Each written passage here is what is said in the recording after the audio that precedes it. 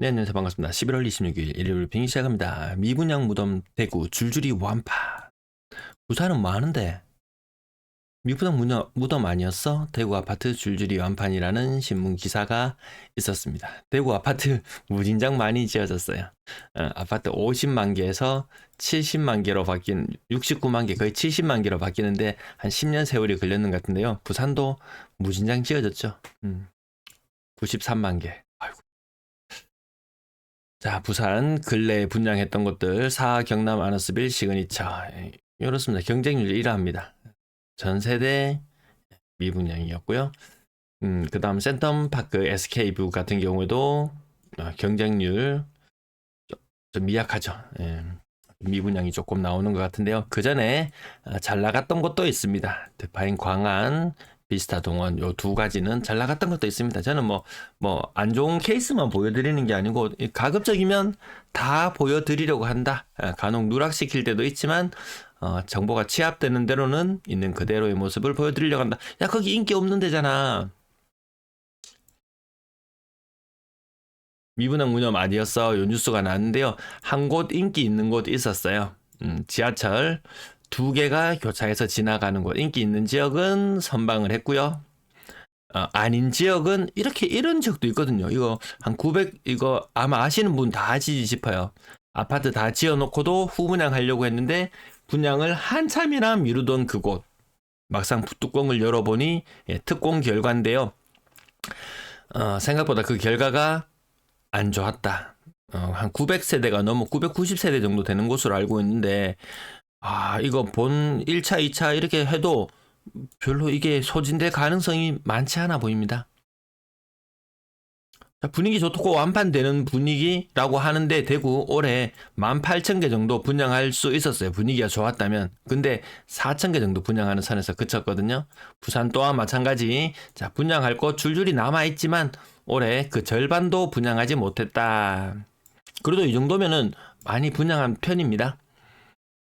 국무총리 후보로까지 급부상한 이창용. 연내 추가 금리 없다라는 쪽에 무게가 더 쏠리고 있는 상황에서 긴급하게 한번 내릴 수도 있을 것 같아요. 내려서 내수를 부양하겠다 이런 의도로 보이지만 금리 인하 효과로 인해서 일정 부분 살아나는 효과도 있을 거예요. 그러면 뭐해? 또 금리 이제 내리네? 또 하면서 또 대출 내는 사람이 있기 때문에 그 사람의 소비력이 또한 줄어들기 때문에 결국 금리를 내린다고 해서 내수가 살아나기는 힘들 것이다. 이렇게 바라보고 있습니다. 서울 아파트 뚝뚝 떨어진다는 뉴스 나옵니다. 고가 아파트 50억까지 거래됐던 것이 13억, 20% 정도 떨어진 금액으로 거래가 된 사례가 나오네요. 쿠팡알리 댓글창 좀 이용해 주세요. 감사합니다. 부산 매도 물량 늘기만 하다가 저는 21년처럼 이렇게 늘어나는 모양새를 예상했는데 갑자기 또 분위기가 매물이 살짝 줄어드는, 전주 대비 살짝 줄어드는 그런 모양새를 보여주고 있습니다. 이것이 쭉 이어질지 아니면 다시 늘어나는 형태로 갈지는 계속 지켜봐야 되겠네요. 전세 물량은 지금 일단 멈춤 상태, 월세 물량도 멈춤 상태. 다른 지역들 제가 주간 브리핑에서 보여드렸죠. 인천이나 이런 곳들 살벌하게 늘어난다. 광주, 대전 임대 물량이 살벌하게 늘어난다. 그에 비해서 부산이 조금 분위기가 낫다 할 수 있는 것은 임대 물량이 그렇게 많이 늘어나고 있지는 않다. 자, 아파트 거래량 매섭게 치고 올라가서 월 초만 하더라도 이거 2,800원까지 거래량이 나오겠는데 이런 생각을 할 때도 있었는데요. 생각보다 텐션이 점점 떨어지면서 2,600건대의 거래량. 요거 2개 합치면 평균 내면 2,300이라는 말씀 드리죠. 2,700, 2,500, 추석 때 2,300, 2,300, 그 다음은 11월 달은 거래량이 지금 50% 정도 신고가 되고 있는 상태인데요. 거래량이 한 2,100건 정도, 요 정도 나올 것으로 예상이 됩니다. 그럼 분위기가 지금 살아나고 있는 분위기라고 이야기하기에는 어렵겠죠. 건당 거래 대금은 4억 1천만 원 수준. 대구는 요게 3억 5천 정도 수준. 평균적으로 부산 아파트가 20에서 30% 정도 대구보다 더 비싸다. 이렇게 생각하시면 되겠습니다. 서울로 자녀를 보내신 분이 계신지는 모르겠지만 서울은 살벌하잖아요. 평균 건당 거래 대금 평균이 11억 정도 됩니다. 지방에 일거리 없어서 떠났는데 야, 이 삶이 또 이게 또 만만치가 않구나. 과거에도 그랬습니다. 농경 사회에서 점점 이렇게 바뀌어가는 그 시절에도 지방을 떠나서 다른 지역에 가서 삶이 굉장히 고달프더라.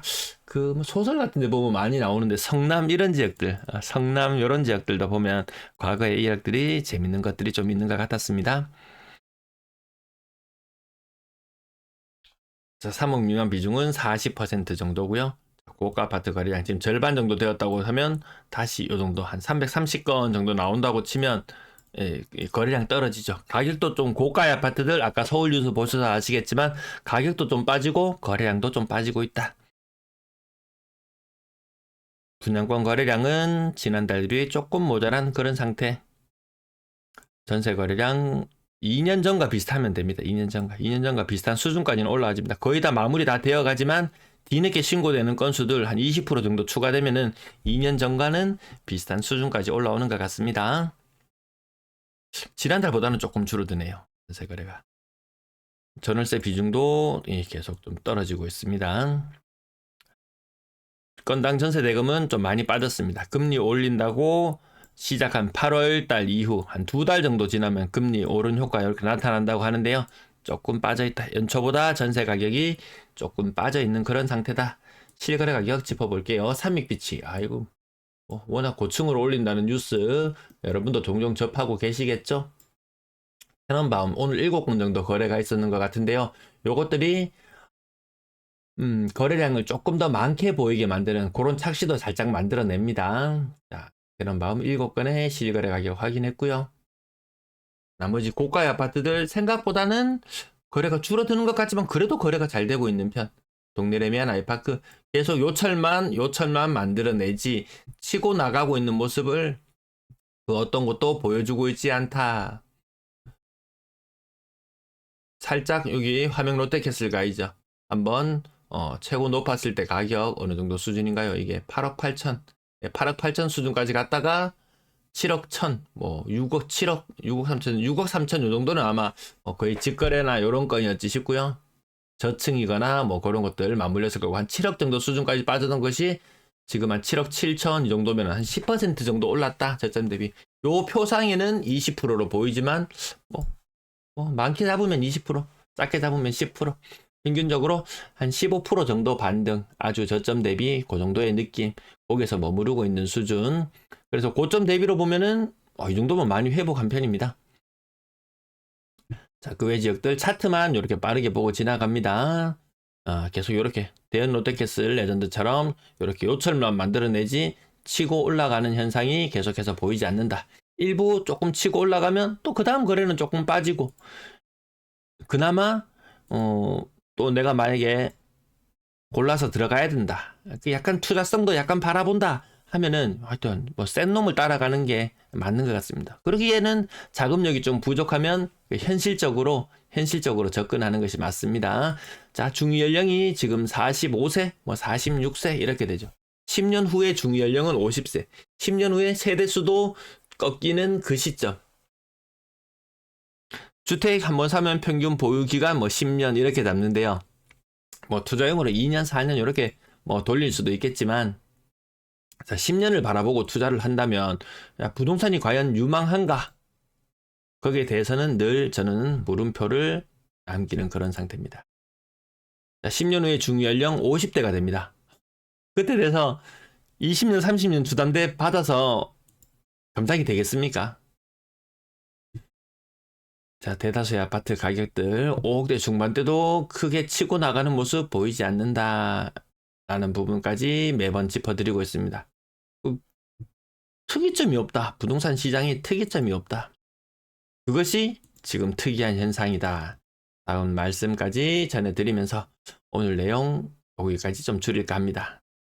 가격 하단으로 내려갈수록 더 끝이 맞죠? 요런 데 보면 끝이 조금만 한 페이지만 더 살짝만 더 넘어가 볼게요.